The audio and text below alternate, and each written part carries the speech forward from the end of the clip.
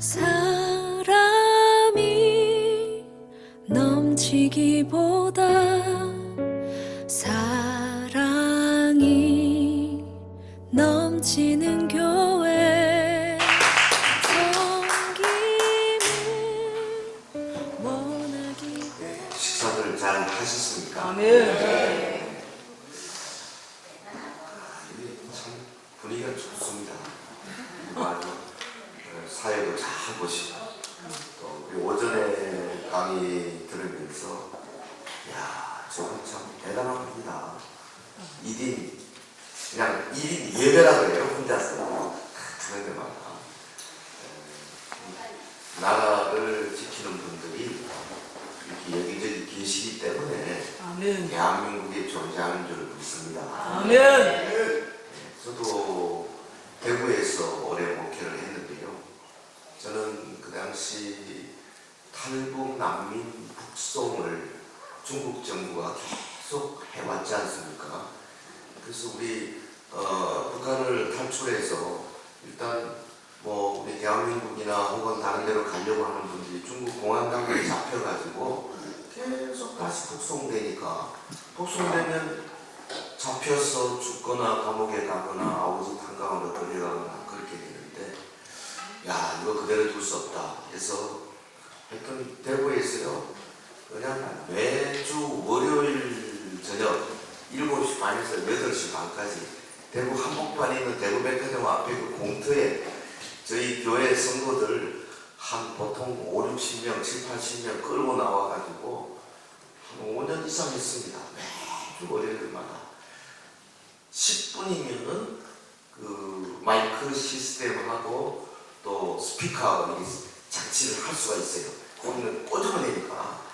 그래서 우리 교회에 이제 같이 일하는 부목사님들하고 뭐 우르르 가서 하고 그 다음에 이번 주 월요일은 제1, 제2, 제3 예전들 다음 주는 제4, 5, 6 예전들 그 다음에 남전들, 청년이, 대학교 이렇게 해서 계속 성도들은 뭐 한 2달에 한 번 나오고 되지만 저희 목회자들은 계속해서 그러면서 대구에 있는 1600여 교회에 편지도 보내보고 같이 좀 하자 하는데 아무도 안 와요.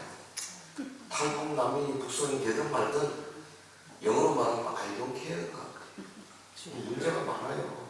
아까 근데 그 윤치환 목사님 같은 분이 계시니까 아멘. 귀합니까 여러분? 이거 목숨을 걸고 싸우는 거거든요. 아멘. 네, 사실 목회 제대로 하면서 그런 일을 못합니다.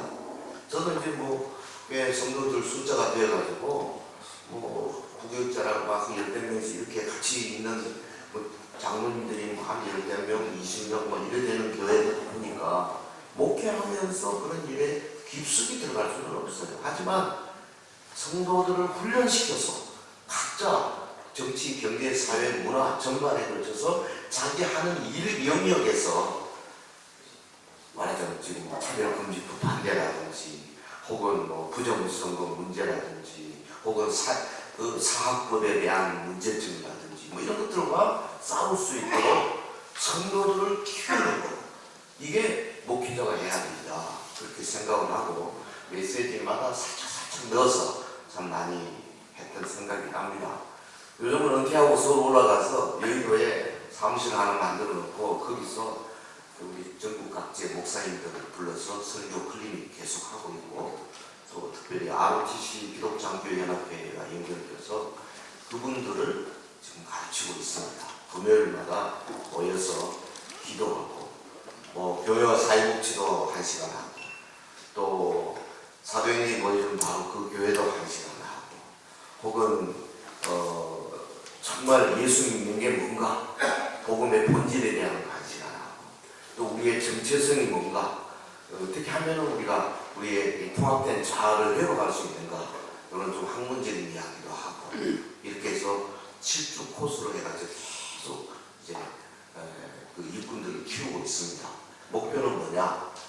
조국, 한반도 통일 그리고 통일된 후에 찾아올 이 일꾼 부족 이거는 미리미리 좀 준비하는 일이 있는구나 급하다 이렇게 생각해서 저같이 뭐 나이 든 사람이 그런 일에 지금까지 하고 있는 하나님 더 건강을 주시니까 어제 서울서 여기까지 제 차 몰고 그냥 내려오고 막 그러고 있습니다. 오늘 이 시간에 지금 보니까 시간이 좀 지났는데요. 3시 반까지 하겠습니다. 어찌됐든. 그럼 되죠? 예. 20분 깎아 먹었는데 그래도 좀 빠르게 이렇게 진행을 하겠습니다. 한번 따라합시다. 하나님은 대한민국을 사랑하신다. 하나님은 대한민국을 사랑하신다면 하나님은 한국 교회를 사랑하신다. 하나님은 한국 교회를 사랑하신다. 아멘. 하나님은 마지막 시대에 한국 교회를 사용하실 것이다. 하나님은 마지막 시대에 한국 교회를 사용하실 것입니다. 아멘. 때문에 한국 교회에는 창조적 소수가 필요하다. 3단 높이고 나갑니다. 창조적 소수가 필요해요. 제가 오전 설교 간단하게 했는데요. 이 기도원에 32,000명에서 300명까지 내려오도록 하나님께서 그냥 어중이들은 가라 들어가서 쉬어. 그리고 300명 딱 데리고 13만 5천 명을 쳐부시는 데 사용하시더라고요. 아멘. 무슨 이야기냐면은 오늘 여기 오신 여러분들이 진주 기독교 총연합회 전체 숫자가 얼마인지 저는 모르겠습니다만 대표한다 그 말이죠. 아멘. 아멘. 아멘. 아멘이라는 말은 히브리어 동사 아만, to be true, 사실이다, 진실하다. 그것을 부사형입니다. 그렇고 말고 나도 그렇게 생각해. 그렇게 되기를 바래. 아멘. 그러니까 아멘은 많이 할수록 좋아요. 아멘. 할렐루야. 아멘. 제가 신학교 다닐 때는 복지라는 단어가 없었습니다. 도대체 복지가 뭔지. 예. 그래서 제가 1985년 1월에 미국을 갔어요. 그래서 한 10여 년 살았는데요. 거기 가니까는 거기는 복지라는 단어를 엄청나게 쓰고 있더라고요.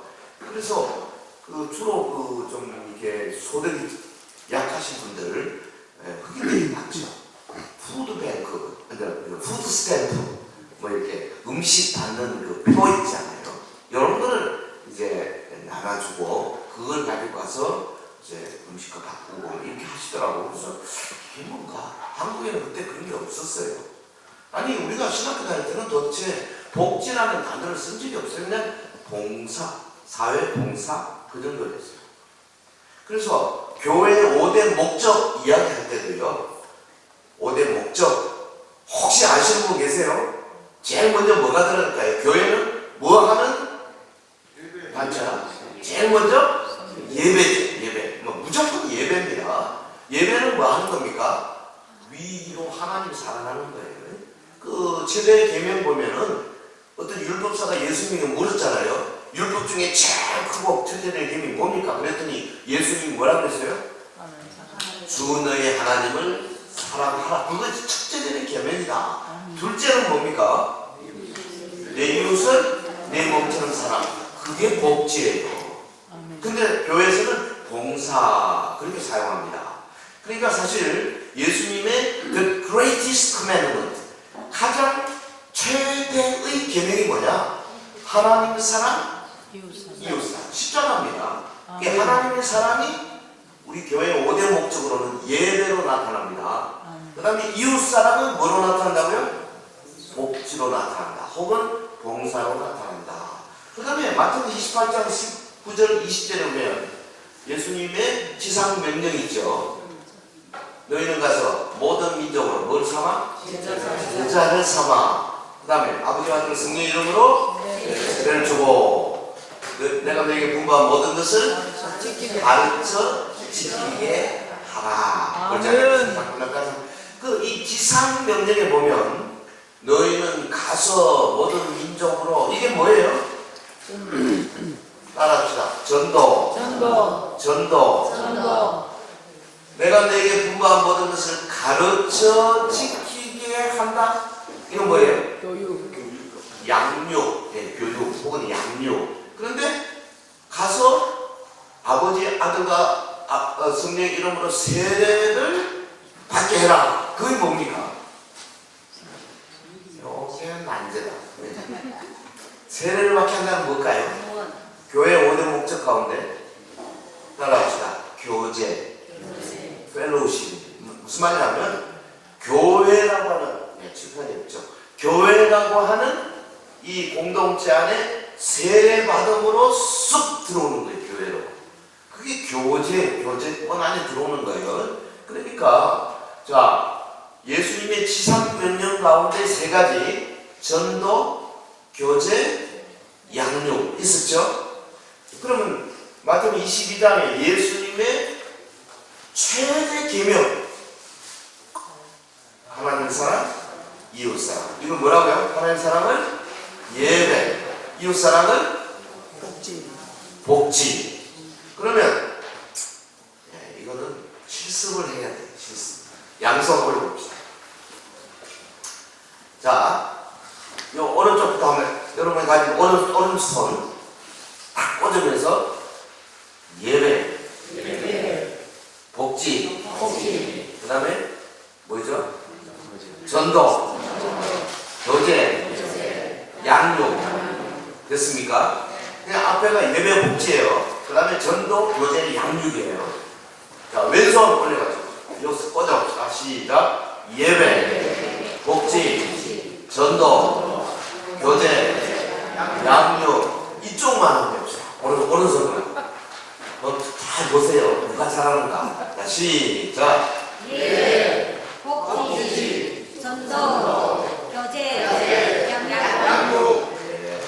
0.5초 뒤따라오네.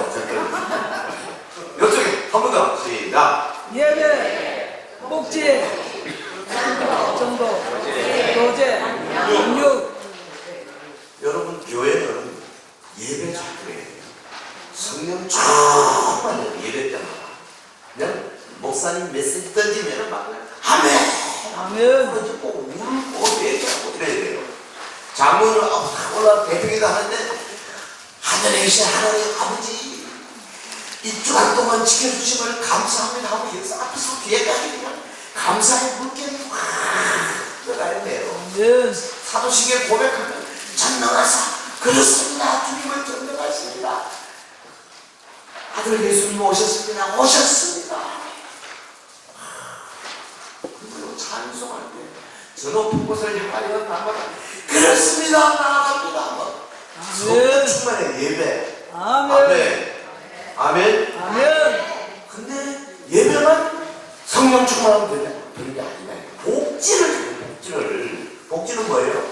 복지는 교회 벼슬 청소하는 게 복지가 아닙니다. 교회 마당 쓰는 게 복지가 아니에요. 복지는 뭐냐?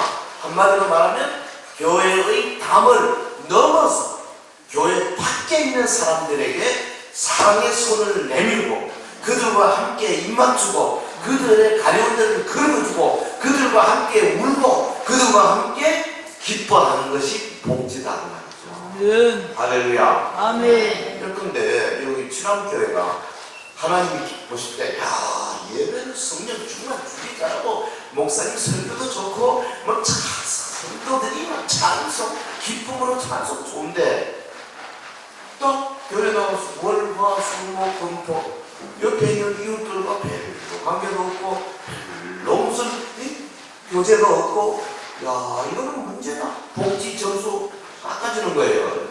다음에 전도는 뭐냐? 내가 몇 사람을 데리고 오느냐가 문제가 아니라 내 성도들 한 사람 한 사람이 영혼 속에 다른 영혼을 건져야지 하는 영혼에 대한 열심, 영혼에 대한 사랑, 영혼에 대한 구별의 열정, 이런 것이요 이렇게 올라와 있는 상태, 그게 전도하는 교회의 모습이에요. 할렐루야.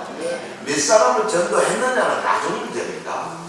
성도 한 사람 한 사람이 막 영혼 살리려고 몸부림치는 그 자세.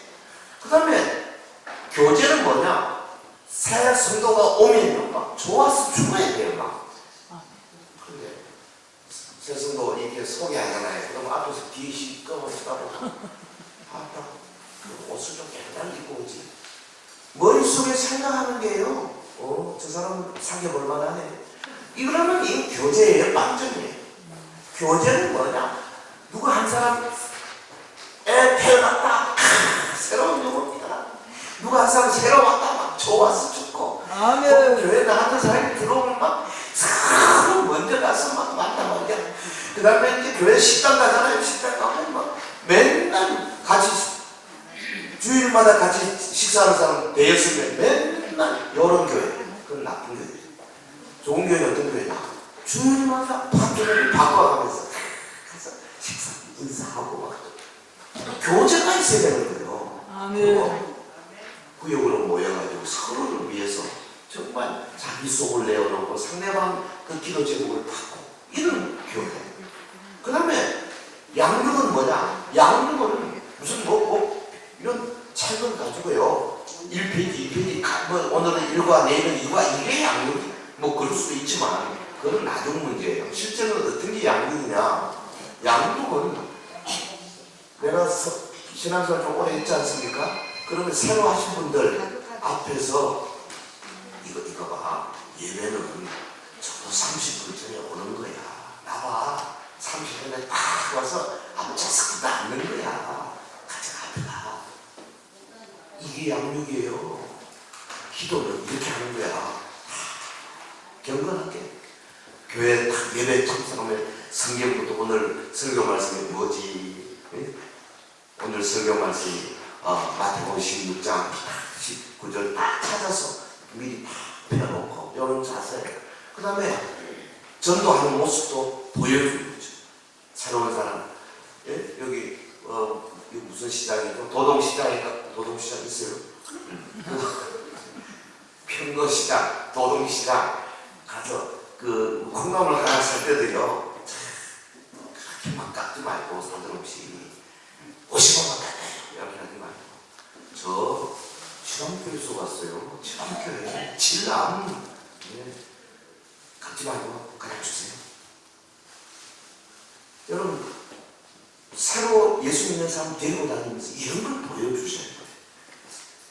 주일은 가까게 해놓고요. 월화수목금 안 믿는 사람이라고 아무 차이가 안 나게 그냥 쌍소리 팍팍 하면서 기분 나쁘고 막 사정신이 내들고 막. 제가 예전에 목회하는데 대구로 뉴욕에서 대구로 간 지 얼마 안 됐을 때입니다. 저한테 전화가 왔어요. 그 서현교회 목사님 맞으시죠? 그래서 그렇습니다. 그 교회는 도대체 어떻게 되길래 이런 사람을 장로로 세웁니까? 뭐 이러더라고요. 갑자기. 그래서 아니 무슨 말씀이십니까? 정아무개가 그 교회 장로 맞죠? 그래서 예, 우리 교회 장로님이십니다. 그런 게 어떻게 장로로? 그러세요. 여보시오. 나는 당신 얼굴 모른다. 이름도 안 알려주지 않냐. 근데 나는 이 장로님은 우리 교회 매주 본다. 내가 누구 편들겠냐? 전화 끊으라. 다시는 이런 전화 안 되고. 그분 절대 그런 분 아니에요. 당신 오해하고 있다. 이러고 끊었어요. 하지만 속은 안 좋은 거예요. 아니 도대체 시장을 통해서 어떻게 사시길래 이런 전화가 나한테 두 번씩이나 오냐. 제가 왜 이 예를 듭니까? 여러분 양육이란 뭐냐? 나의 예수님 닮아가는 모습을 새로 믿는 사람들에게 보여주는 게 양육이에요. 할렐루야. 흥금도 다 와서 그냥 오늘 뭐 봉투 다 준비도 안 했네. 뭐 이래가지고 그냥 궁금합니다. 덜렁 이렇게 하지 마시고 집에서 그냥 다 준비하고 성경 시간에 끼어서 기도하고 흥금함들 때도 흥금함 딱 써서 삽니다. 그것도 한번 넣지 말고 두 손으로 공손하게 이런 자세를 배우게 합니다. 이게 양육이에요. 아멘. 목사님이나 교육자나 장로님들한테 할 때는 인사 잘하고 공손하게. 요즘 젊은 사람들이 아려운 거 없어요. 그냥 뭐 예사냐 사정없이 양육이 잘 안 돼서 그렇거든요. 자, 한 번 더 합시다. 자, 오른손 들고 5가지. 오늘 이거 꼭 외워야 됩니다. 시작. 예배, 복지, 교제, 이해합니다. 연세 드니까. 됐어요. 한 번 더 시작. 예배, 복지, 전도, 교제, 양육. 우리 목사님 아주 식식하게 잘하시네. 아멘. 뭐든지 열심히 잘하는 사람이 아멘. 상급이 큰 줄로 믿습니다. 아멘. 여러분 전도 많이 하십시오. 아멘. 천국 가서 자랑의 메뉴가 많습니다. 아멘. 여러분 속에 있는 여러 가지 정욕을 이기고 깨끗하게 제자도 훈련에 힘쓰십시오. 천국 가서 예수님의 그 배망투 그리스도의 심판대에서 썩지 않을 면류관 받습니다. 여러분 맡은 일에 충성 봉사하십시오. 집사님으로, 목사님으로, 장로님으로 충성 봉사하십시오. 그러면 우리 주님께서 충성하는 사람에게 생명의 면류관 주십니다. 아멘. 여러분 다른 사람을 키우기 위해서 몸부림치고 양육에 노력 많이 하십시오. 그런 사람에게 하나님께서 영광의 면류관을 준비하십니다. 여러분 주님의 재림은 날마다 기다리고 주여 어서 오시옵소서. 마라나타 주님 오시옵소서. 그러면서 주님 오시면 내가 맺은 열매를 보여드려야 될 텐데 내가 무슨 열매를 맺었나 돌아보면서 항상 준비하고 이런 삶을 사는 사람에게 주시는 의의 면류관. 할렐루야. 제가 몇 가지 했어요? 5가지. 예. 근데 의외로 잘 모르더라고. 천국 가서 무슨 상급 받을지는 모르니까 상급 받겠어요. 한번 해봅시다. 전도하는 자에게 주시는 무슨? 자랑의 면류관. 다 같이 자랑의 면류관. 자랑의 면류관. 제자도에 승부한 사람이 주시는 면류관. 썩지 아니할 면류관. 썩. 그 다음에 자기 맡은 일에 충성하는 사람이 주시는 면류관. 생명의 생명의 면류관. 다른 사람을 열심히 양육하는 주시는 면류관. 영광스러운 면류관. 영광의 면류관. 그리고 주님의 재림을 상기하면서 맺은 열매를 돌아보는 사람에게 주시는 면류관. 뭐죠? 의의 면류관. 따라합시다. 자랑 면류관. 자랑의 면류관. 오른손까지 이거 하셔야 돼요. 그래야 되는 거예요. 자랑의 면류관. 자랑의 면류관. 썩지 않는 면류관. 썩지 아니하는 면류관. 생명의 면류관. 생명의 면류관. 영광의 면류관. 영광의 면류관. 의의 면류관. 의의 면류관. 그래서 이 면류관들을 많이 받으려고요. 여러분 노력하셔요. 어떤 사람 그러더라고요. 목사님 자꾸 면류관 받으려고 그래요. 나는요, 그거 없어도 돼요. 딴 사람을 줄래요. 그 비성경적인 소리입니다. 왜? 예수님이 뭐라고 하셨어요? 네가 받은 면류관은 떼지지 않도록 꽉 붙잡아라 그랬어요. 예수님이 꽉 붙잡으라 그러면 지가 뭔데? 남 주려고 그래. 면류관은 주면 안 돼요. 민년생 목사님이 받을 면류관하고 박순호 목사 받을 면류관 달라요. 나 안 줘. 나 각 잡을 거야. 아멘. 그럼 이 목사님 면류관 많이 받. 이거 따님 참 예쁘다. 결혼할 분이 저 뒤에 있대. 보니까.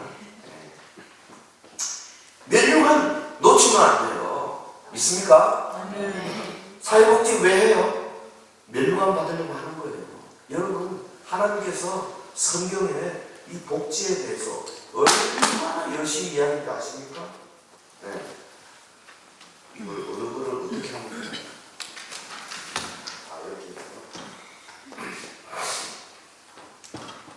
전 누구?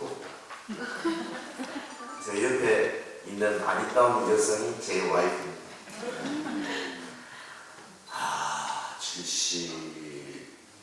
78년도 결혼했으니까 지금 몇 년째죠? 45년 됐는데 하나 아쉬운 게 있어요. 아직까지 한 번도 싸워보지 못했어요. 부부싸움 한번 해봐야 되겠는데 한 번도 못했어요. 아니 싸울 게 있어야 싸우죠.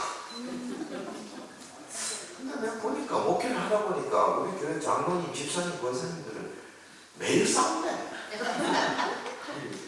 사랑하는 남편인데 왜 싸우냐고. 그것도 아니고 싸우냐고. 예, 남편이 바깥에서 들어와서 그냥 양말을 탁 벗어가지고 이렇게 빨래함에다 넣어야 되는데 어떤 바람 툭 던져버렸다. 그거 가지고 싸우더라고. 아니 치약을 이렇게 밑에서 살짝 올려가지고 이렇게 써야 되는데 그냥 북 누르면 아래로 이렇게 안 맞잖아요. 왜 치약을 이걸 그러면 또 뭐라고 하십니까? 여자가 그런 방식이 뭐 이렇게 나오거든요. 그런데 여자가 뭐 당신 나한테 해준 게 뭐가 있어? 뭐 이렇게 치약 가지고 싸움을 시작된 나중에 보면 네 결혼할 때 나한테 뭐죠? 이것까지 막 나가는 거예요. 근데 여러분 생각해 보십시오.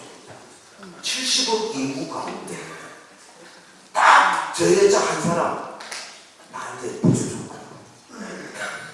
그런데 내가 아까워서 싸울 수가 없는 거예요. 전 거짓말 안 하고 있는데 지금 여기 앉아있어도 상관없어요. 지금 서울에 있어요.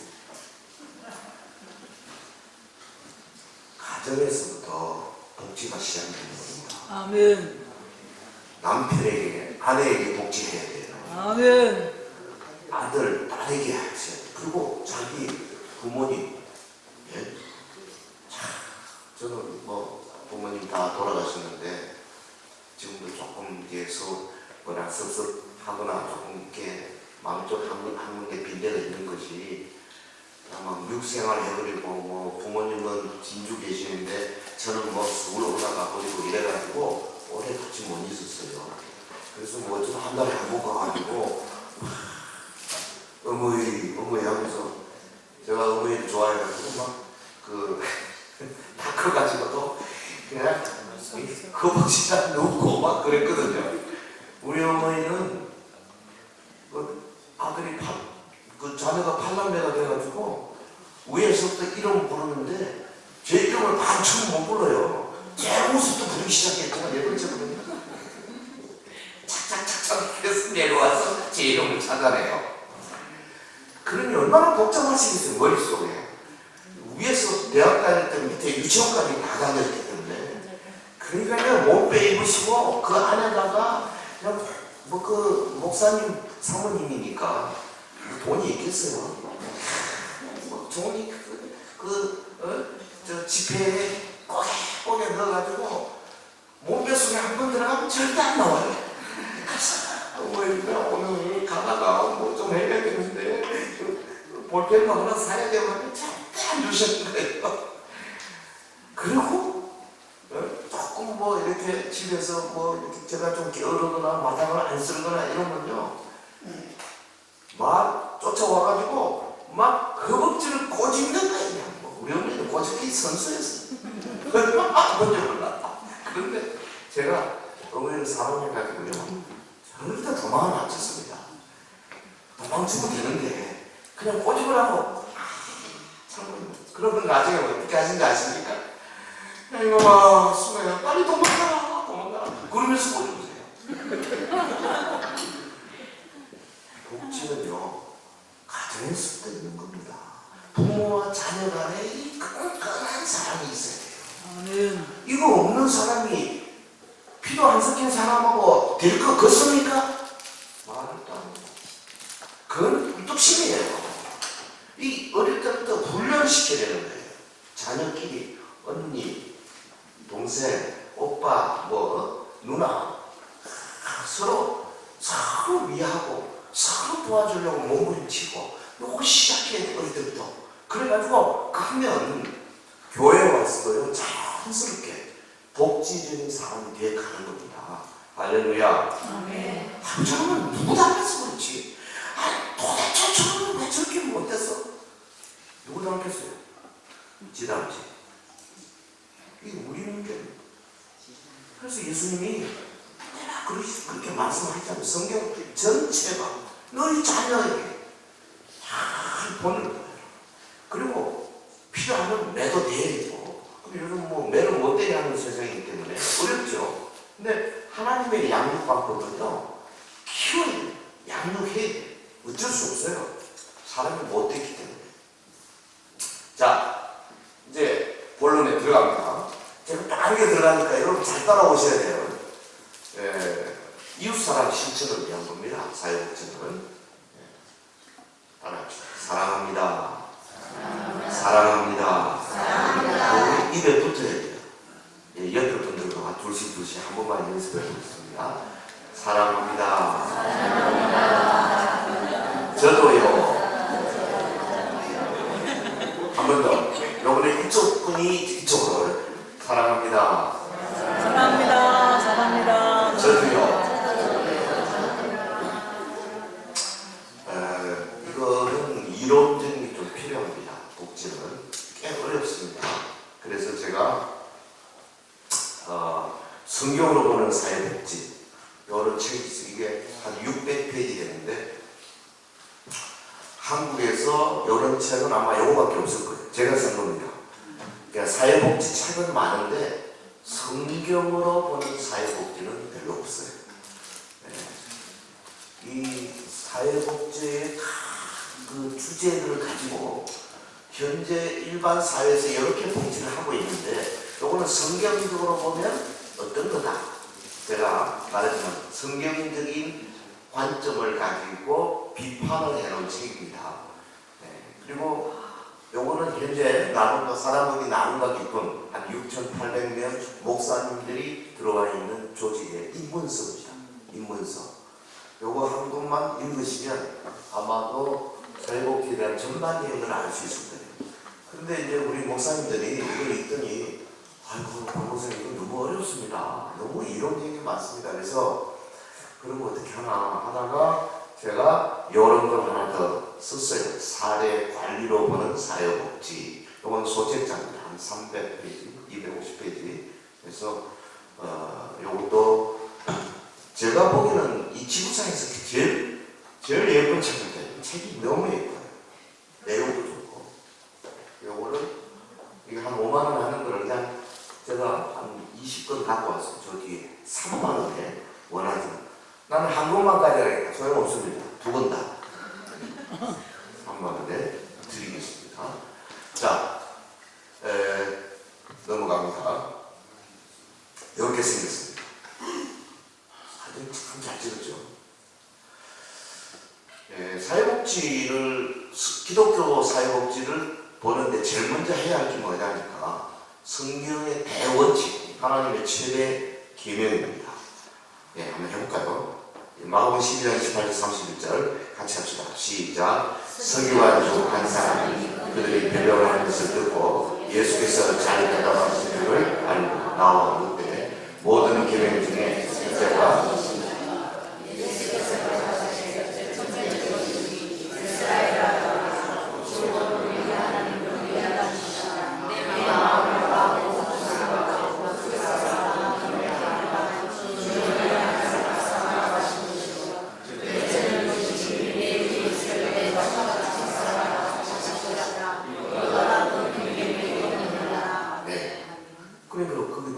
제가 조금 전에 설명드린 것처럼 하나님을 사랑하는데 어느 정도입니까? 뭘 다하고? 마음을 다하고 목숨을 다하고 뜻을 다하고 그까지만 해도 다인데 그거 하나 더 못했어요. 힘을 다해 주의 하나님 사랑. 이게 크고 첫째 되는 계명이에요. 이게 한마디로 말하면 우리 예배로 말합니다. 예배하는 삶. 그러니까 교회에서 예배로 모여 그걸 말하는 게 아니에요. 눈 뜨고 내 의식이 있을 모든 시간에 주님을 사랑하는 겁니다. 여러분 운전 시동 다 걸면서 주님 사랑합니다. 저 어디 가는데요. 지켜 주실 줄 믿습니다. 이러고 누구 전화할 때 내가 이 아무개 집사님하고 전화합니다. 내 입에서 조금만 나오게 해주세요. 그리고 전화 옵니다. 받을 때도 주님 도우소서. 그러고 받는 겁니다. 모든 일에 주 너희 하나님을 사랑하고 마음을 다하고 뜻을 다하고 힘을 다하고 목숨을 다하고. 한번 물어봅시다. 목숨을 다해 사랑하는 건 들릴까? 도대체 어떻게 하면 그렇게 할까요?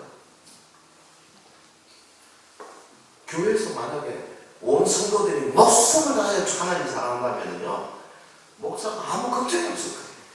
네. 광고 한마디 하면 줄 서가지고 민정생 목사님이 저어서 마이크를 내고 빨리 들어오세요. 오후 집회합니다. 아무래도 안 움직여. 강사부터 안 움직여. 목숨을 다해 사람을 하나님 기다리고 계신다. 와 이래 될 거예요. 할렐루야. 이것도 우리 못하고 있어요. 그거 첫째는 교회도 못하고 천국 가겠습니까? I don't think so. 나 그렇게 생각합니다. 그거 첫째는 교회는 못하고 천국 못 가요. 그럼 둘째는 뭡니까? 이와 같으니 내 이웃을 내 자신과 같이 사랑하라. 아니 이 옆집 사람을 내 몸처럼. 그럼 내가 내 몸 사랑이 어떻습니까? 예? 아이고 내가 내 몸 얼마나 사랑하는지 아십니까? 여기 조금 이게 검은 점이 하나 생기면 여러분 어떻게 할까? 성형을 따라서 없앨까? 뭘 할까? 크림은 뭐가 좋지? 그러면 조금 무슨 손톱 좀 길면은 손톱을 예쁘게 깎아야 됩니다. 이게 자기 몸 사랑하는 거예요, 전부 다. 좋은 거 먹으려고 그러잖아요. 예? 또 내 눈이 좋아하는 거 막 보고 싶고 자기 몸 사랑하는 거죠. 그런데 이웃 사람들을 사랑할 때 내가 내 몸 사랑하듯이 그렇게 사랑하라고 말이죠. 그거 둘째로 큰 계명입니다. 그거 안 하고 천국 갈 수 있겠습니까? 못 갑니다. 아니 첫째 계명 둘째 계명 다 어기고 하나님께서 받아주시겠어요? 안 받아주시겠어요? 근데 여러분 걱정이 없어. 그렇지?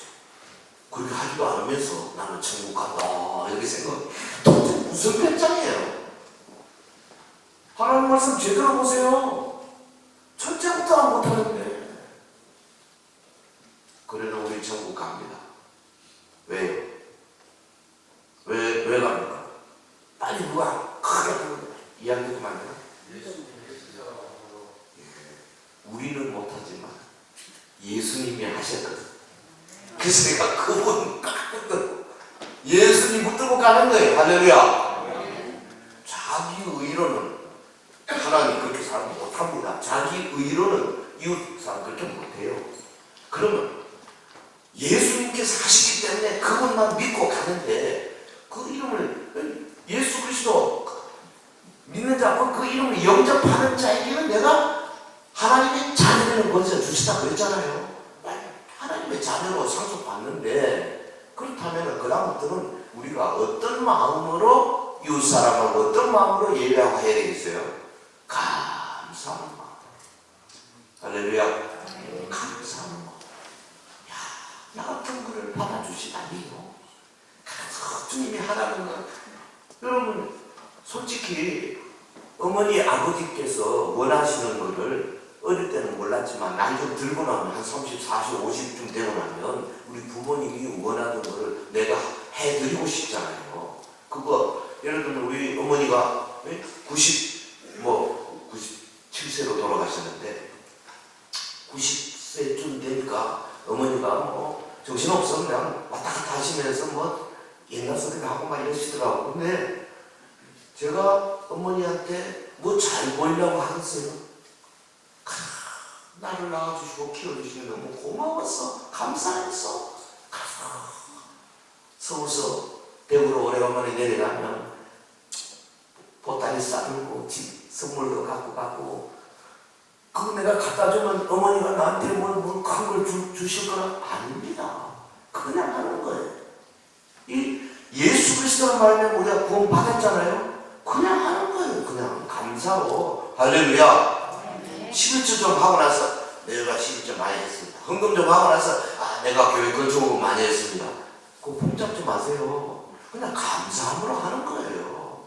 우리 이미 천국에 우리의 위대한 큰 아파트들 다 우리가 지어놨잖아요. 하나님께서 우리를 위해서. 그냥 우리 감사하는 거예요. 믿습니까? 그 이웃 사랑의 계명 이게 뭐냐? 기독교 사회복지. 딴 거 아닙니다. 이거 안 하면 안 됩니다. 큰일 납니다. 안 하면. 왜 하셔야 돼요? 그 다음에 다음에 선한 사마리안 비유도 나오잖아요. 이 비유는 여러분 잘 아시죠? 어떤 사람이 예루살렘에서 여리고 내려가다 강도 만났다. 강도만 다 죽어가고 있는데 제사장이 지나가다가 이거 안 되겠다 도망가고 레위인이 가다가 도망가고. 근데 그 당시 유대인들이 볼 때는 개대주점 여기는 사마리아 사람이 지나가다가 그 불쌍한 사람을 나귀에 태워가지고 주막에 다시 와서 치료하고 그 다음에 주막 주인에게 돈까지 줘가면서 내가 지금 급해서 가는데 다시 돌아와서 할 테니까 잘 보살펴 주십시오. 끝까지 책임지잖아요. 그 예수님은 묻습니다. 저 밑에. 자기 물은 율법사에 네 생각에는 이 세 사람 중에 누가 강도 많은데 이웃이 되겠느냐 이러되 자비를 베푼 자리이다. 당연히죠. 이 제사장, 레위, 사마리아인 셋 중에 누가 강도 많은 자의 이웃이 되느냐? 자비를 베푼 자, 사마리아인이다. 그랬더니 예수님이 딱 한 말씀 하셨어요. 따라합시다. 가서 너도 이와 같이 하라. 안 하는 사람이 13명 있었습니다. 한 번 더. 가서 너도 이와 같이 하라. 이거는 단호한 명령입니다. 안 하면 안 되는 겁니다. 여러분 이거 안 하면 천국 가시는지는 모르겠어요. 근데 가서 아마 매 맞을 거예요. 내가 하라고 몇 번 이야기 하더냐. 내 이놈아. 왜 안 했어? 그럴 거고. 운 좋게 천국 가더라도 그럴 거고. 자칫하면 저를 못 보는지 몰라요. 천국에서. 아니 내가 이놈을 못 보는 이유는 저는 천국 가는 확신이 있어요. 왜? 나 예수님 확신 믿고요. 성령 조금만 여러 번 체험했어요. 하나님 말씀이 막 쏙쏙 들어온 사람이에요. 이보다 더 확실한 구원의 확신이 어디 있겠어요? 근데요, 이건 너무너무 중요한 명령입니다. 이웃사랑의 계명. 이게 기독교 사회복지예요. 근데 지금 한국 7만, 8만 교회가 기독교 사회복지 개념이 있냐? 극히 소수입니다. 몰라요. 사회복지에 대해서 우리 한국교회가 그동안에 대응하는 그 자세히 들어가면 한 3가지로 보여요. 첫째가 뭐냐면 교회는 돈 전도 많은 거지 뭔 교회가 뭐 자꾸 사회 나가가지고 뭐 참여하고 그 교회 바빠서 하는데 전도해야 돼. 전도. 이런 사람들이 꽤 많습니다. 주로 복음주의 교회, 아주 그 보수적인 교회. 이거는 뭐냐면 교회와 사회를 이분화하는 태도입니다. 이거 아주 잘못된 겁니다. 교회와 사회가 이분화되면 안 됩니다. 두 번째는 뭐냐면 사회복지. 그렇지. 필요하지. 왜? 그런 거 해야 사람들이 모여들어. 교회 성장을 위한 하나의 프로그램을 생각하는 거예요. 뭐 안 하는 것보다 낫죠. 근데 이거 발상이 안 좋습니다. 이건 교회 성장을 위한 수단으로 하면 안 돼요. 근데 제가 알기로 제가 속해 있는 교단도 보면은 거의 2번에 속해 있는 교회가 다수가 돼요. 세 번은 뭐냐면 세 번째, 복지 문제는 이 교회 본질입니다. 본질적 이슈.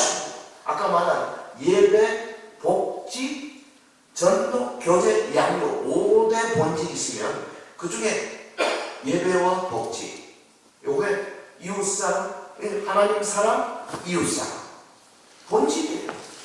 그렇기 때문에 목회의 모든 영역에 이 복지의 개념이 들어가 있어야 된다는 거죠.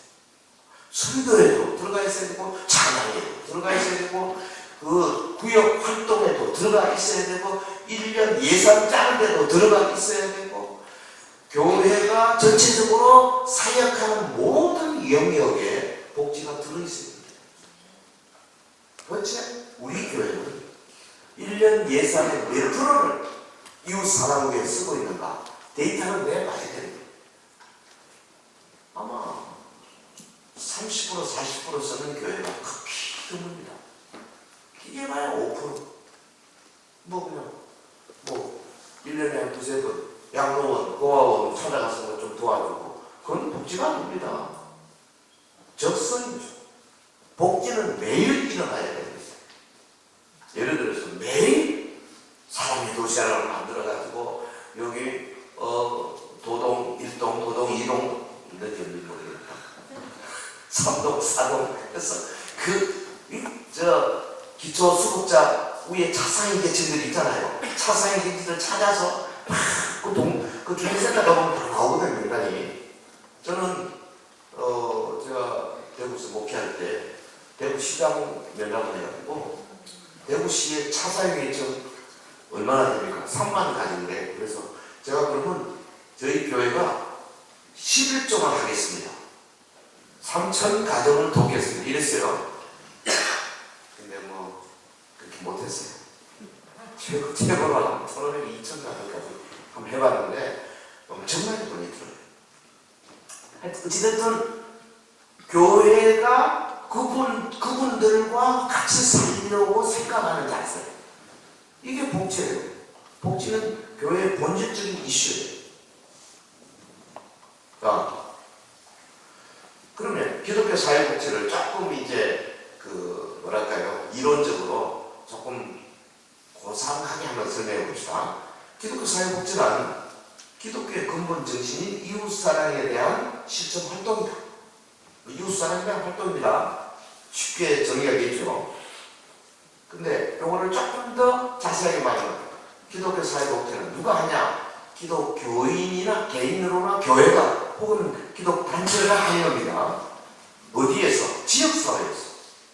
목적이 뭐예요? 이웃사랑을 실천하기 위해 자선적, 교육적 또는 다른 가치 있는 활동들을 위해서 뭐를 내놓습니까? 시간, 재능 이런 거를 자발적으로 제공하는 실천 활동. 조금 이제 유식하게 한번 써봤습니다. 좀 더 유식하게 써볼까요? 사회복지가 사회의 사업이에요. 소셜 워크이에요. 그렇다면 기독교 사회복지는 하나님의 사업입니다. God's work. 그리고 거룩한 사업입니다. 그리고 하나님 앞으로 인도하는 salvation work, 구원 사업입니다. 그래서 이거는 해도 되고 안 해도 되고 하는 차원이 아니라 참 교회냐 아니냐를 가름하는 놀라운 리트머스 시험지 같은 게 된다. 그런데 그러면 일반 사회복지 좀 알아야 안 되겠습니까? 그래야 기독교 사회복지 알 수 있겠죠. 참 예쁘게 생겼네. 사회복지는요, 영어로는 소셜 웰페어입니다. 페어, 지낸다. 웰, 만족스럽다. 그래서 소셜 웰페어 하면은 사회복지. 뭐냐? 개인의 사회적 욕구를 누가 책임지냐? 사회 또는 국가가 책임을 지고 개인의 삶적 욕구를 충족시키고자 하는 제도, 정책, 실천 활동 이런 걸 말하는 거예요. 그러니까 한마디로 말하면 이 사회복지의 기본 개념은 국민복지 증진이 있거든요. 근데 그렇게 되려면 국민들이 욕구가 있을 거 아닙니까? 이게 충족이 되어져야 된다는 거죠. 개인이 욕구 충족되는 수단뿐 아니라 요번에 코로나 같은 경우처럼 이거는 개인만 잘해야 되는 게 아니거든요. 코로나 정책은 이거 개인이 해결할 수 없는 문제예요. 한 국가도 해결이 안 돼요. 전 세계적으로 같이 해야 돼요. 그래서 이런 정책이 필요합니다. 할 수 없이. 그 옛날에 원시 시대는 필요가 없었어요. 그렇죠. 근데 지금처럼 교통이 발달했고, 뭐 비행기로 날아다니고, 뭐 전 세계적으로 중국의 먼지가 막 확 와도 우리한테 말이죠. 미세먼지가 막 초위험 수준에 올라가 버리고 막 이게 아무리 앞에서 깨끗한 척 해봐도 나라는 어떻게 해요? 조류 독감 철새가 말이에요. 저기 뭐 동남아시아에 있다가 이놈이 우리나라 그렇게 와가지고 똥을 싸버리니까 거기서 그냥 막 독감들이 생기고, 이야 이거 그 철새를 날아오지 말라고 내 철조망을 할 수도 없고. 그래서 이건 전 우주적으로 세계적으로 할 수밖에 없는 시대가 도래한 거죠 지금. 그러니까요 우리가 최대한 우리 이 삶의 욕구를 충족시키기 위해서는 각가지 방법의 정책, 법률, 협동 이런 게 필요하게 되는 거죠. 근데 이 사회복지가 어떻게 해서 출발하게 되느냐? 사실은 하나님이 우리를 하나님의 형상으로 만들어 놨잖아요. 그래서 보면은 너도 측은지심이 있어요. 네, 불쌍히 여기는 있다. 근데 이 측은지심만 가지고 복지를 하면 문제가 생겨요. 왜? 도와주는 사람이 좀 우월감이 생겨요. 그렇죠? 받는 사람이 좀 수치심이 생겨요. 그래서 측은지심만 갖고 하면 안 되죠. 우리나라는 옛날부터 상부상 있었어요. 네, 근데 지금은 점점 상부상조가 약해지죠. 왜 그렇습니까? 지금 현대 문화가 그래요. 아파트 제가 702호에 사는데 701호 요즘은 뭐 잘 소통합니다만 602호하고 난 몰라요 누군지. 그래서 내가 막 궁금하면 밑에서 하거든요. 근데 난 누군지 모른다. 그만큼 바로 10m도 아닌데요 단절되어 있어요. 왜 상부상조가 어렵게 됐다. 구조적으로. 그 다음에 또 하나는 뭐냐? 종교적 의무. 근데 이 종교적으로 너무 강조하면요 각 종교 간의 문제가 생겨요. 우리나라는 여러 다종교 사회니까. 정치적 배려. 정치적인 배려로 사회복지를 많이 합니다. 그래서 어떤 이념이 조금 이렇게 자유로운 이념을 가진 사람들은 퍼주려고 하고, 조금 미래를 생각하고 청년들을 생각하면 좀 덜 퍼주려고 하고. 지금 우리나라 그러고 있잖아요. 좌우 정부가 왔다 갔다 하면서 막 퍼주기 경쟁하다가 지금 긴축 재정하고 막 어느 게 옳다 함부로 말을 못합니다. 그러나 적절한 수준에 잘 맞춰야 되죠. 그거는 전문가가 알아서 해야 됩니다. 그 다음에 경제적 이득이 있어요. 긍정적인 문제가 있죠. 복지를 잘 해주면요 경제적으로도 이 사회의 문제가 미리 해결될 수가 있어요. 여러분이 예를 들어서 이 노숙자들이 너무 많아지면 어떻게 됩니까? 엉망이 되죠. 막 제가 그 하와이 그 와이키키 해변에 가보니까 와, 그 얼마나 깨끗하고 좋습니까? 근데 최근에 나갔거든요. 거기 벤치에 노숙인들이 너무 많아요. 앉을 데가 없어요. 그래서 물어봤어요. 왜 이분들이 이렇게 방치를 하냐? 좀 모시고 시설에 갖고 놔도요 못 견뎌요. 자유로운 거죠. 날씨가 좋으니까 참 힘듭니다. 뉴욕도 가보면요 그 그랜드 센트럴 그 역 밑에 많습니다. 노숙인들. 한국이 오히려 적은 편이에요. 우리나라는 그래도 아직은 좀 그렇게 자유분방하게 살고 싶다 이런 사람이 좀 적은 것 같아요. 네. 이 서구는요 이 생각이 완전히 다릅니다. 좋은 시설 줘도요 그냥 기절하고요. 그러니까 경제적 이득, 복지를 잘 해줌으로 그런 문제를 미리 방지하는 면에서 이득이 있지만은, 그러나 부정적인 면도 많죠. 너무 푸드 스탠드나 이런 걸 탁 주면요 사람이 일을 안 합니다. 그렇죠? 도덕적으로 모ral hazard, 도덕적 해이가 생기죠. 그래서 적절하게 해야 됩니다. 여러분 기본소득이라 해가지고 야당의 누구가 기본소득 막 강조하고 하는데요. 기본소득은 장차 주님 오시면 주님의 천년왕국에서는 다 기본소득입니다. 네, 다 걱정 마세요. 그때 100% 기본소득이 되니까 지금은 너무 많이 주면 우리 후손들 젊은이들이 걱정해요. 고생하고 국민연금 고갈되면 안 됩니다. 지금은 우리가 좀 아껴야 된다. 자, 사회복지를 구성하는 세 가지 요소가 있어요.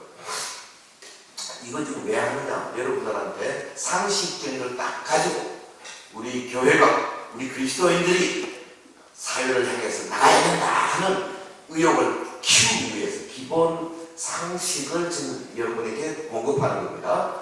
사회복지가 세 가지 구성 요소가 있어요. 하나가 뭐냐면 욕구입니다. 우리 모두에게 욕구가 있어요.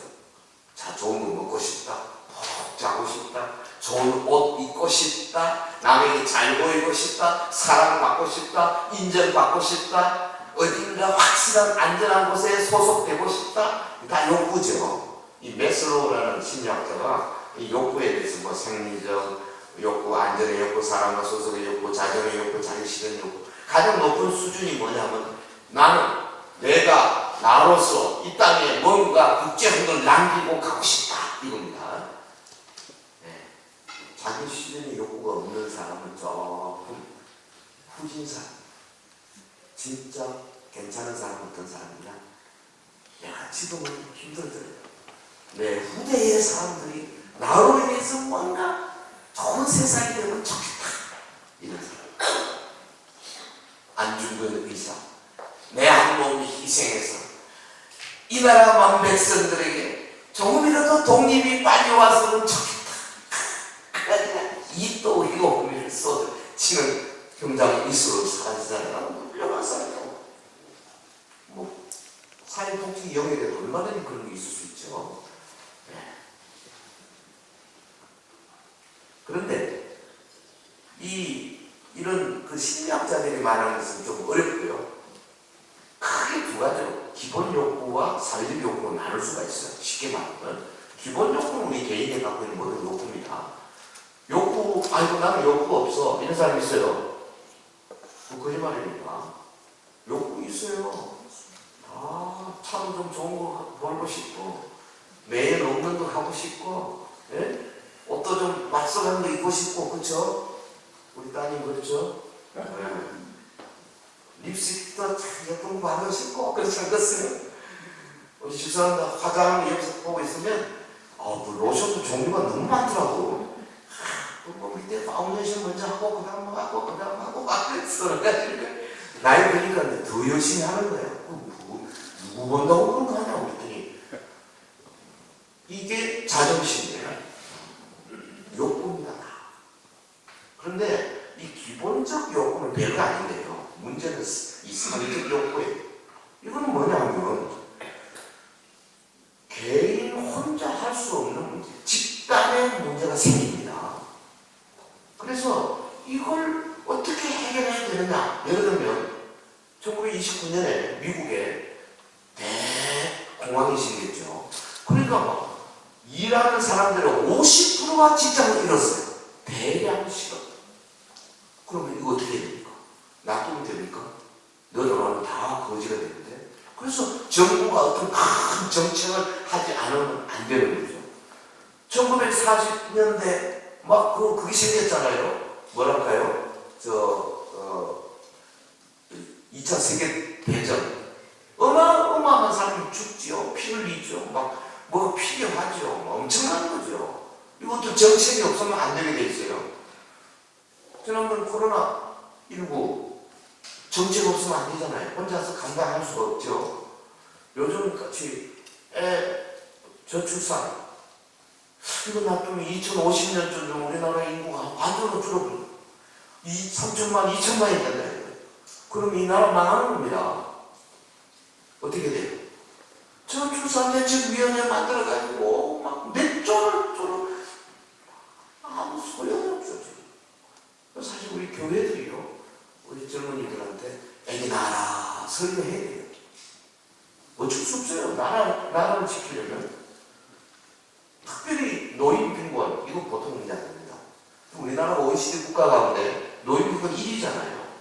그 다음에 자살, 이것도 이혼, 보통 문제 아니죠. 이런 것들이 사회적인 욕구의 원초 이유를 제공하는 거죠. 욕구. 이게 사회 복지가 필요 첫 번째 요소예요. 예. 그 다음에 두 번째, 자원입니다. 이 욕구를 채워주려면 뭔가 있어야 되죠. 그 사회복지에서 보통 이걸 서비스라고 그래요. 그래서 근데 이 욕구를 문제를 해결하기 위해서 어떻게 해야 되느냐? 코로나19를 해결하기 위해서 지난 정부가 뭐 했습니까? 자, 백신을 빨리 구해야 되겠다. 그러다가 넉장넉장해요. 안 되면 중국서 받지 뭐. 있었다가 혼났죠. 그래서 뒤늦게 그냥 파이저하고 모더나하고 막 미국에 연락을 해가지고 아이고 그때 뭐 매일 아침 그 언론 방송 보면은 언제 들어온다. 저도 파이저로 맞았습니다만은 그또 뭐 백신도 뭐 이상한 이게 666과 연결되는 아까 그 우리 유치원 목사님께서 슬쩍 이야기하셨는데 아무도 모르죠 아직까지. 어찌됐든 이런 문제를 해결하기 위한 자원이 있어야 되는 거예요. 우리나라는 아직까지 백신을 못 만들었기 때문에 외국 걸 가져와야 돼요. 그 다음에 정부나 민간 부문이 이걸 뭐 해야 되냐면 이 사회복지를 할 때 뭐가 필요하지? 이걸 먼저 찾아야 되죠. 대상자를 찾고 그 다음에 뭐를 갖다 줘야 되지? 어떤 서비스를 줘야 되지? 돈을 줘야 되나? 혹은 인력을 줘야 되나? 혹은 일자리를 줘야 되나? 뭐 이런. 그 다음에 또 하나는 뭐냐면 이게 제대로 서비스가 전달되고 있는가를 모니터해야 됩니다. 요런 역할, 세 가지 역할을 지금 정부가 하고 있는 거죠. 그 다음에 또 하나는 전달 체계입니다. 아무리 욕구, 자원이 있어도요, 이게 잘 밑에까지 전달이 안 되면 망가지는 거예요. 저는 볼 때 북한은 지금 이 전달이 안 되는 것 같아요. 우리 기독교에서 북한에 얼마나 쌀 같은 거 많이 보냈어요. 근데 과연 이게 배고픈 국민들에게까지 가느냐 이거예요. 중간에서 그 정부가, 김정은 정권이 다 가로채는 게 아닌가. 갈 길이 막막한 거예요. 그래서 저희가 그때 어떤 꿈을 꿨냐면, 나는 그렇게 꿈했어요. 이거 공식적으로 줬다면 다 군인들 줘버리고, 그 군대가 그 쌀 먹고 말이죠. 오히려 힘을 얻어가지고, 대한민국을 공격하는 데 쓰면 이거 되겠냐. 그래서 우리가 어떤 식으로 생각했냐면, 오래된 쌀을 배낭에다 넣어가지고, 저 두만강, 함경도 저쪽, 강이 좀 좁잖아요. 이쪽, 저쪽, 중국 쪽, 강변에다가 밤에 가서 싹 몇천 개를 놓고, 도망쳐 오면, 이제 북한 그 사람들이, 우리 동포들이 확 건너와서 가져가면, 이 쌀이 또 새쌀이 만들게 다 뺏기니까, 묵은 쌀. 그 계획까지 짜고 막 그랬었어요. 어떻게 하면 북한 인민들을 도와줄 수 있는가? 이게 보통 문제가 아니더라니까요. 전달 체계. 우리나라는 지금 전달이 잘 되어 있는 겁니다. 이 정도 같으면. 누가 중간에서 빼먹거나 그 잘못해요. 다 감사 금비가 되어 있습니다. 그런데 이 이슬람 쪽이나 이 전체주의, 중국도 전달이 쉽지 않죠. 정말 제대로 전달되는지 체계가 어렵습니다. 그래서 이 욕구, 그거를 채워주는 자원 서비스, 그 다음에 전달 체계, 요 세 개가 잘 돌아가야 사회복지가 잘 된다.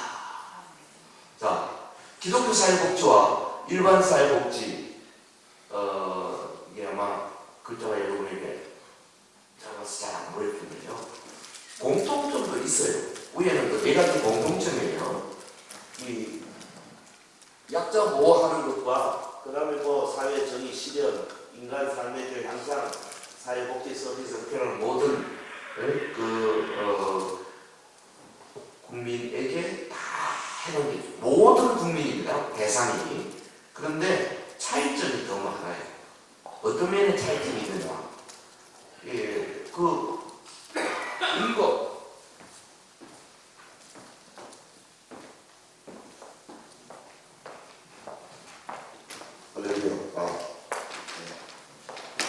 근거를 보면요, 일반 사회복지는 보편적인 인간에 근거하는 겁니다.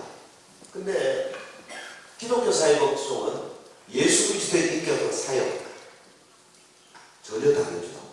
보편적 인간애가 아닙니다. 그 다음에 일반 사회복지는 긍정적입니다. 인간은 긍정적이고 합리적이다. 근데 성경은 뭐라고 했어요? 인간은 긍정적이거나 합리적인 면도 있지만 기본적으로는 죄로 인해 타락한 존재다. 그래서 이 일반 사회복지에서는 우리 인간이 전적으로 자율적인 존재다. 무한한 자폐가 안에서 있다. 이렇게 말합니다. 근데 성경은 뭐라고 해요? 하나님 앞에서 책임져야 하는 존재예요. 요게 다른 겁니다. 그래서 요걸 자세히 보면 사회복지의 제도, 그 사회복지 정책 하나하나에 전부 체크해야 할 사항들이 생기게 돼 있어요. 구조적으로. 근데 현재 우리 정부는 그런 기능이 없죠. 그래서 이거 누가 해야 되느냐? 교회가 이 역할을 감당을 해야 돼요. 할 수 없어요. 현재까지는 기독교 국가에서는 이게 비교적 쉬운 편입니다만 우리나라 같이 다종교 사회에서는 기독교 성경 정신만 가지고 할 수가 없는 거죠. 예. 그 다음에 여기 또 차이점이 있어요. 궁극적 목적은 뭐냐? 일반 사회복지는 인간다운 삶. 요게 궁극적 목적이에요. 근데 이 기독교 사회복지에서는 하나님 행사하려고 합니다. 하나님 나라를 확장하는 일에 문제가요.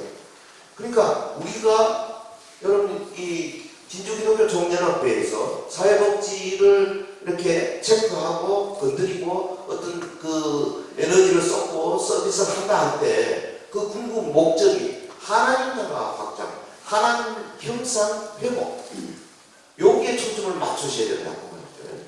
그리고 실천 방법으로는 뭐 인접 학문도 활성화했지만 기독교 사회복지에서는 기도나 찬양이나 예배 같은 것들을 활용하는 것이 좋다 하는 겁니다. 제가 그 사회복지사 2급을 저는 뭐 사회복지학을 전공한 사람이 아니기 때문에 공대 출신이거든요. 그래서 사회복지사 2급을 공부를 했어요. 그리고 1급을 또 시험을 쳤어요. 은퇴한 후에 시험 쳤다니까요. 근데 이게 만만한 게 아니에요. 상당히 복잡해요. 그 전공 대학 4년 과정 공부한 사람은 공부하자마자 바라서 시험을 치니까 이게 머리에 내리가 남아있는데 세상에 딴일하고 이거 보면요. 용어부터가 들어오질 않아요. 뭔 소린지를 몰라요. 그리고 외울 게 많아요. 그런데 크게 보면 세 가지 영역이에요. 기초, 실천, 제도.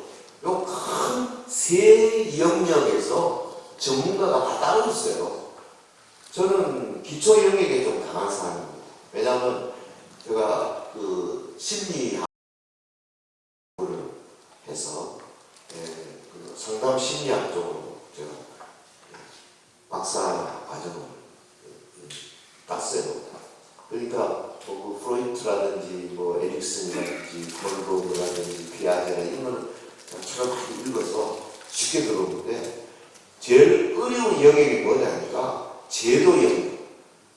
사회복지 정책론 순서 바뀌었는데 그 정책론 위에 올라가고 그 다음에 행정론, 법제론. 이게 정책이 잘 돼 있어야 되거든요. 그 정책을 구체적으로 실천하기 위한 행정에 대한 체계가 있어야 되고 이거를 제대로 진행하기 위해서는 국회에서 입법을 해야 됩니다. 법제. 이게 참 중요한 거죠. 그런데 실천 영역은 뭐냐 하면 실제로 사회복지사가 가서 이 실천하는 여러 가지 이론, 그 다음에 그 이론을 계속 지속적으로 하기 위해서 모델 만드는 것, 이런 것들이 실천 영역에 들어가고 또 하나가 지역사회 개념입니다. 이 지역사회는 옛날에 우리 안 쓰던 말이에요. 커뮤니티 케어라는 거. 지역사회 복지론이 아마 지금 21세기에 매우 중요한 주제로 되고 있습니다. 여기 진주만 하더라도 지역사회 복지론이 잘 맞을 만한 규모예요. 그래서 진주 기독교 총연합회는 지역사회 복지론을 연구를 더 하셔야 됩니다. 왜냐하면 여기 거기에 연구된 내용을 실천하기 딱 좋은 규모예요. 서울 같은 데 할 수가 없어요. 너무 커서. 제가 있는 강서구만 해도 인구가 70만이에요. 이 진주가 지금 인구가 얼마나? 예, 딱 좋아요. 요 규모에. 그런데 서울은 뭐 그냥 1000만쯤 되니까요. 뭐 관심이 없어요. 관심이. 어떻게 되는지 어떻게 돌아가는지. 저쪽 무슨 강북이 어떻게 돌아가는지 강남 전혀 모르고. 그런데 진주만 해도 매우 이 지역사회복지론이 도움이 많이 될 거라고 봅니다. 근데 여러분이 꼭 알아야 할 게 헌법 제34조. 요거는 우리 저나 여러분에게 우리나라 헌법이 제공하는 기본권이에요. 그래서 뭐 경찰이나 혹은 주민센터, 행정복지센터 이런 데 가서 이런 기본권에 대한 요구를 할 수 있는 권리가 우리한테 있어요. 첫째 뭐냐면 모든 국민은 인간다운 생활할 권리가 있어요. 예. 그래서 여러분 내가 사는데 인간으로서의 인간의 그 존엄, 디그니티를 내가 좀 제대로 못 지키겠다 하면 요구하셔야 돼요. 국가에 대해서. 내 인간다운 삶을 살 수 있게 했다고 이렇게 할 권리가 있다는 거예요. 두 번째, 국가는 그리고 노력해야 돼요. 국가는 당연히. 그리고 세 번째, 여자에 대해서 노인에 대해서 따로 돼 있어요. 제가 이거 3번, 4번 보니까 우리 지금 헌법이 조금 올드 패션이에요. 이게 1987년 헌법이거든요. 이거 바꿔야 됩니다. 왜 여자만 따로 했어요? 그럼 남자에 대한 규정은 없어요. 그 말은 뭡니까? 뭘 이야기해요? 여자가 약자다. 그렇게 얘기하는 거죠. 근데 보면 나이 한 40 넘어가면 여자가 절대 약자가 아닙니다. 남자가 약자예요. 집에 가는데 와이프한테 못 이겨요. 어디 감히 밥을 제대로 얻어먹으려고. 노인, 청소년에 대한 별도 규정. 그 다음에 뭐 재예방 뭐 이런 것들이 있는데요. 요게 헌법 제34조입니다. 그래서 아는 척 좀 하셔야 돼요. 경찰한테 다 가서 뭐 어쩌고저쩌고.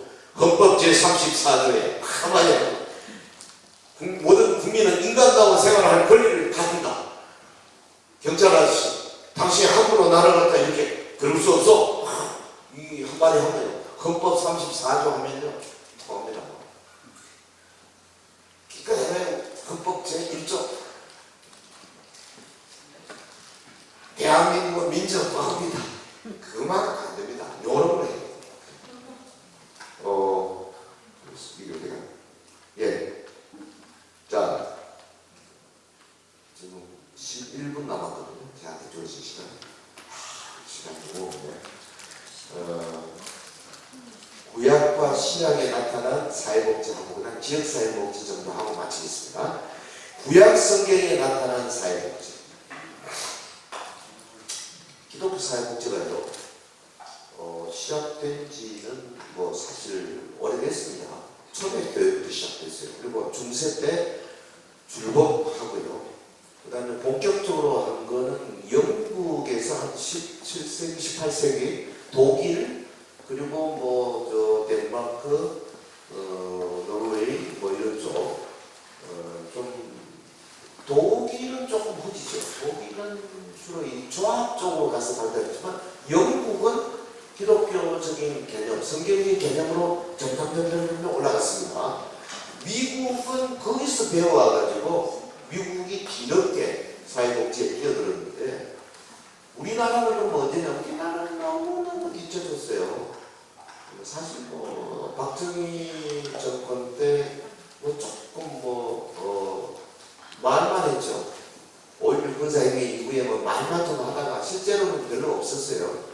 그러다가 어찌 또 건강을 위해서 보험 제도도 도입하고 좀 했어요. 하다가 1990년대 들어와서 본격적으로 시작됐죠. 그리고 2000년 딱 1999년 12월 31일 지나고 2000년 딱 들어서면서 어마어마하게 우리나라는 발전했어요. 지금은 전 세계적으로 절대 뒤처지지 않습니다. 우리 복지제도 전체가. 그런데 이게 원래 어디서 출발한 거냐? 성경에서 출발했대요. 구약 성경 벌써 보세요.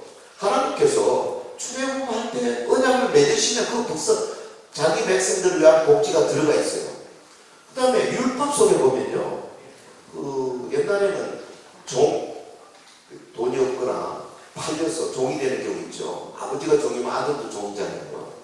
그런데 출애굽 21장 1절에 보면 6년 동안 종살이 하다가 7년 안식년 되면 자유, 그냥 나가보게.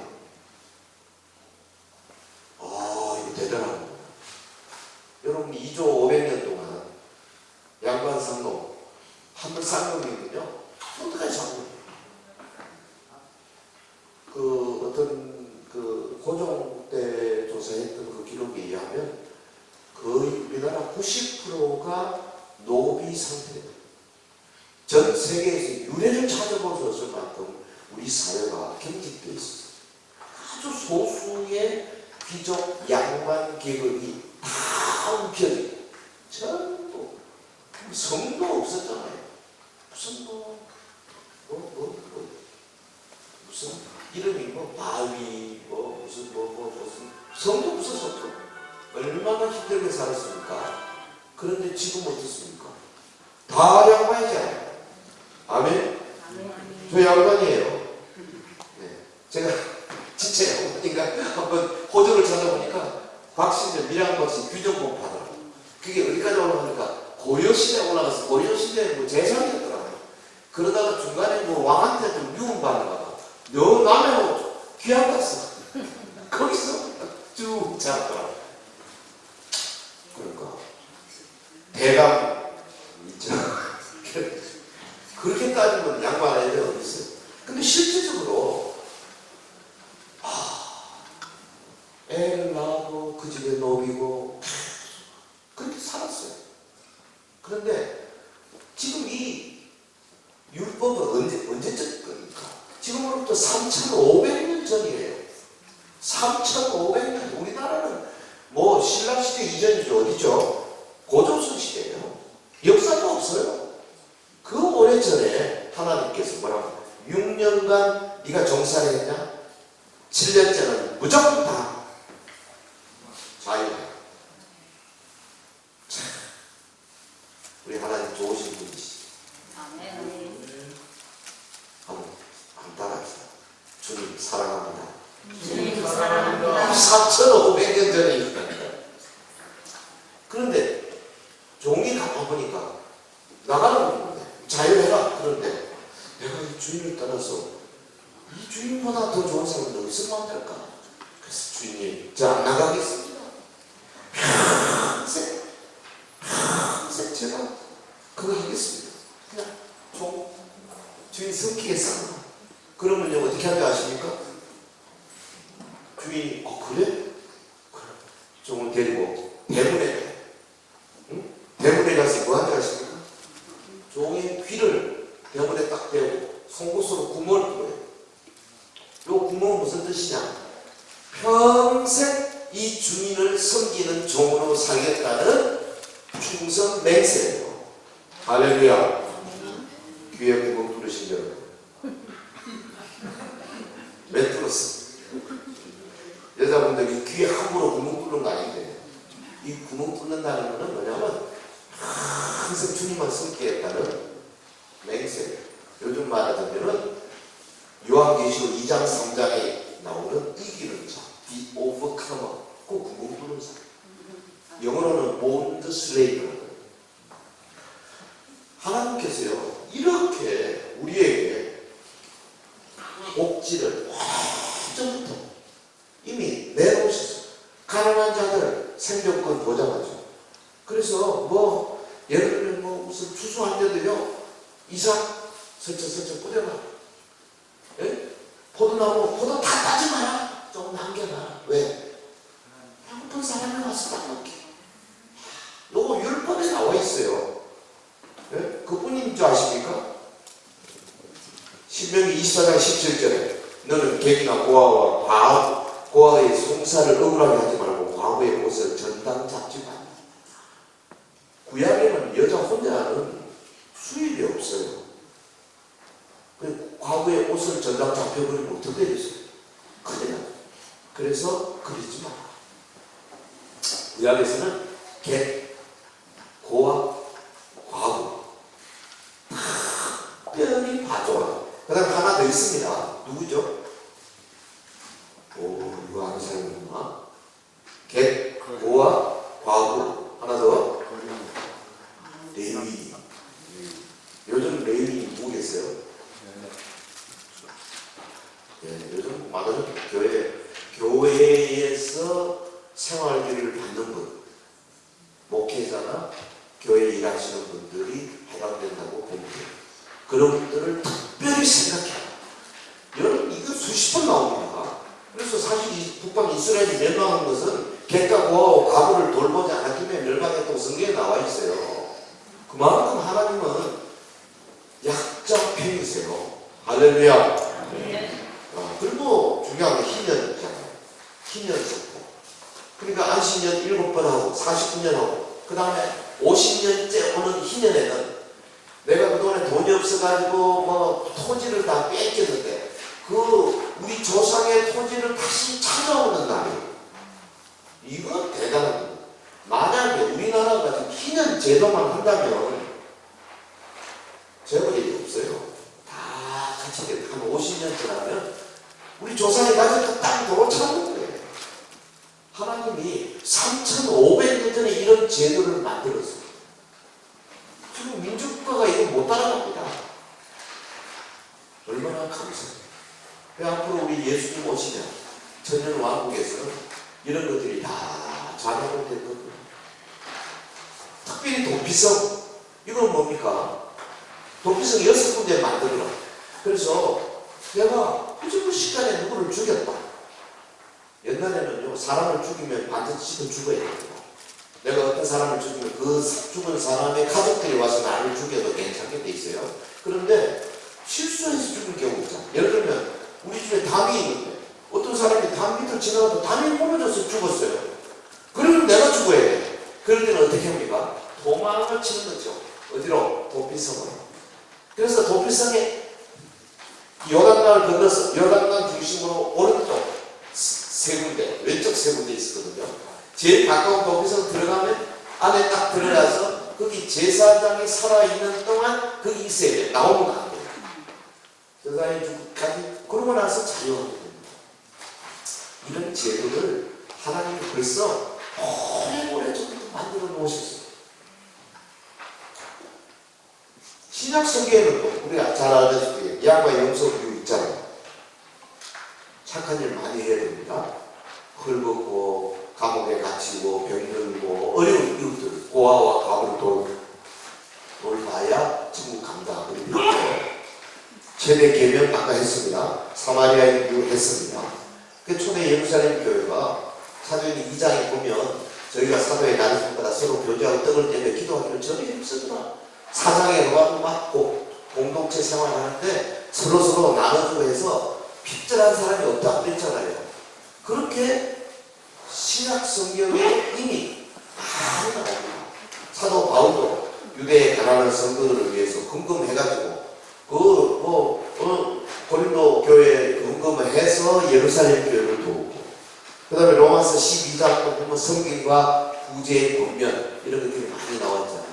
근데 사실 기독교 사회복지라는 것을 따지고 보면 성경에 2000년, 3000년 전에 이미 우리에게 주어진 것들을 이야기하는 거예요.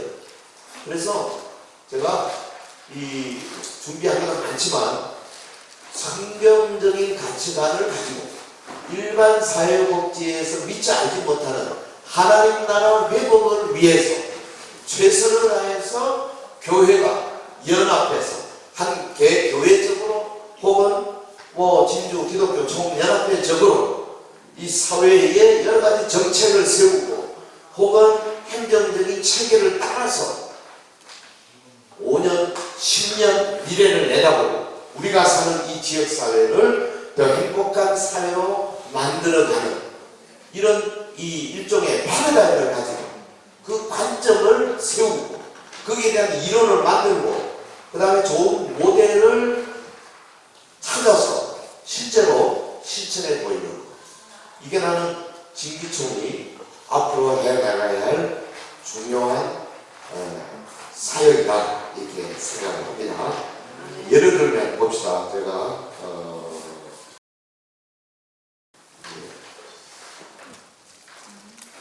이거 여러분들 시간이 너무 많이 가니까 잘 안 되네.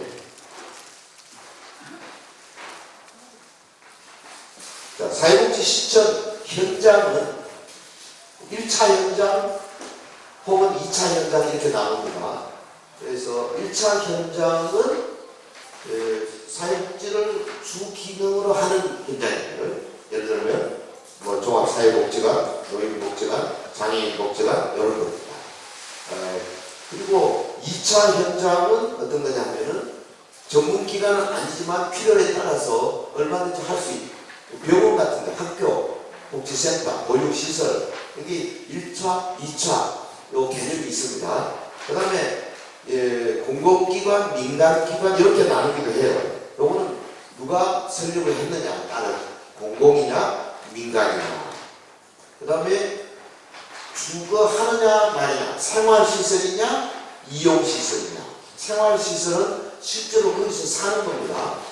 근데 요즘은요 생활시설에서 점점 이용시설 쪽으로 넓혀가는 그런 과정이 있다고 합니다. 옛날에는 시설을 좋아했어요. 근데 사람들이 새로운 어떤 시설에 들어가 사는 것보다 연세가 들수록 그냥 한 가정에서 자기가 익숙한 공간에 있고 싶어요. 저희 어머님도요 절대 시설 안 가시려고 그래요. 그래서 너무 마지막에 힘드셨어요. 그래가지고 간병인을 한 번 붙이니까 감당했는데 2번을 붙였어요. 그래도 시설 안 가시려고 해요. 돈이 많이 들었어요. 저는 서울 살죠. 대구 계시죠. 그렇다고 제가 대구 내려가서도 각자 다 자녀들이 직장 가지고 있지. 진짜 힘들었어요. 옛날에는 시설을 많이 썼는데 요즘은 갈수록 우리 어르신들이 이용시설을 좋아하십니다. 그래서 저도 이게 맞다고 봐요. 이 경향이 오히려 인간다운 삶을 사는 그 익숙한 공간에 사는 것이 필요하다 이렇게 생각을 합니다. 그 다음에 쭉 넘어가서 요거 우리나라 사회복지 제도가요. 요거는 여러분이 좀 상식적으로 아는 게 좋습니다. 국민기초생활보장법, 국민건강보험법, 노인장기요양보험제도, 기초노령연금제도 이런 것들이 상당히 잘 됐습니다. 최근입니다. 다 불과 한 20년 미국이나 영국이나 여기는 꽤 오랜 역사가 있거든요. 거기에 비하면 우리는 막차 탔는데 우리나라 사람들이 여간 잘하는 게 아니에요. 이 주민등록 제도도 굉장히 잘 돼 있거든요. 미국보다 더 잘 돼 있어요. 그래서 부러워합니다. 우리 건강보험 잘 돼 있습니다. 미국보다 훨씬 잘 돼 있습니다. 제가 미국 13년 살았다니까요. 보험제도 엉망진창. 왜? 만들 수가 없어요. 의사들이 얼마나 힘이 세는지 로비를 해가지고 미국의 국회의원들이 해내지는 거예요. 근데 우리는 확 밀어붙이니까 그냥 되잖아요. 얼마나 우리 여러분 정말 행복한 줄 아시죠? 조그만한 거 그냥 병원에 가면 불과 500원, 800원, 1,500원 그렇잖아요. 미국은 엄청 비쌉니다. 그 다음에 우리나라 지금 노인 비율이 높아졌죠. 저출산 현상. 그리고 다문화 가정이 많아지죠. 그래서 고용이 불안합니다. 사회보험제도가 점점 약해지고 있습니다. 사회복지정책 지출이 자꾸 늘어가고 있습니다. 국민연금이 걱정됩니다. 앞으로 20-30년 후에 과연 국민연금 제도가 계속 유지될 수 있을까 걱정됩니다. 그런데 하나 달라지는 게 뭐냐? 좀 밑에 커뮤니티 케어, 탈시설화하는 개념, 그 시설을 자꾸 벗어나서 그 커뮤니티 안에서 그 집에서 방문 목욕, 방문 요양, 방문 이런 거를 점점 어르신들이 원하고 있습니다. 4차 산업혁명이 엄청나게 지금 오고 있습니다. 여러분 챗GPT를 좀 할 줄 알지 모르겠는데 저는 지금 챗GPT를 이용해서 설명을 만들고 이걸 가르치고 있습니다. 제 나이에도 아마 전국에 잘 없는 것 같아요. 오죽하면 기독교 복음방송이 저한테 와서 그거 요번에 엊그제 방송된 거에서 인터뷰하고, 근데 이 4차 산업혁명이 엄청난 스피드로 지금 오고 있는데 우리가 지금 준비를 잘 못하고 있는 듯이 보입니다. 특별히 우리 사회복지운동이 정치권으로 번져가서 이게 정치 이슈가 지금 많이 되고 있는 것이 우리나라 사회복지제도의 현장 변화 중에 하나입니다. 사회보험, 공공구조 이런 게 있는데요. 마지막으로 요 그림 한번 볼까요? 제가 그 노인 복지에 대해서 강의하고 같이 사진 찍어봅니다. 지금은 노인 복지를 하도 많이 해서 많은 분들이 식상한데 그래도 우리가 이 서구의 노인 복지를 따라가야 할 요소가 많이 있는 것은 분명합니다. 마지막으로 20분을 못했는데 그래도 박수 드려야지. 지역사회, 여러분 진주가 지역사회 만들기로서 제가 모델이 되게 딱 좋은 크다 이렇게 생각합니다. 그래서 이 지역사회가 경제, 가족, 정치, 종교, 사회복지 제도의 안에 있는 여러 가지 기능들을 갖추고 있거든요. 그래서 요런 도시에는 교회가요 연합해가지고 지역사회에 영향을 주게 딱 좋습니다. 그래서 저는 제가 대구 기독교 총연합회 대표 회장도 해보고 성시아 운동도 보고 대표도 해보고 많이 해봤는데요. 대구만 해도 너무 커요. 그냥 인구가 150만 넘어가니까 감당이 안 돼요. 근데 이 진주 같은 데서요 전국 모델이 되었으면 정말 좋겠어요. 좋은 지역사회가 어떤 거냐, 지역사회 그 체계 구성하는 여러 집단들이요 소통을 잘 해야 됩니다. 그러니까 시장 또 뭡니까 주민센터 이런 데뿐 아니고요 일반 이제 그러니까 여러 상공인 연합회라든지 혹은 심지어는 무슨 다른 종교 연합회와도 소통을 잘 하셔야 돼요. 그리고 그 다음에 그 서로 신뢰하고 협동하는 분위기, 그 다음에 앞으로 그 서로 정보를 제공하고 미래를 향해서 정책을 세워나가는 이런 분위기. 저는 볼 때 진주기독교 총연합회가 그 역할을 분명히 할 수 있다고 생각합니다. 여러분 그것만 잘 하시면 교회 부흥은 따라오는 게 아닌가. 왜냐하면 지역사회 만들기 위해서 지역교회가 이런 여러 경제 선지자 그 다음에 중재 사회행동의 역할을 저절로 가질 수 있기 때문에 그렇습니다. 나가겠습니다. 여기 보면 맨 마지막 교회와 사회복지는 서로가 서로를 필요로 하는 완전한 파트너요 이렇던 예수님의 사역을 함께 세우는 작은 것이다. 그렇습니다. 진주 기독교 총연합회와 진주의 각 소속의 모든 교회들과 또 이 진주 지역사회가 연결되어서 이 한국에서 제일 살고 싶은 도시 하면 진주시티 이렇게 됩니다. 중심으로 발언하지 않습니다. 하나님께서 여러분 위에 복에 복을 내리시길 주의 이름으로 축원합니다.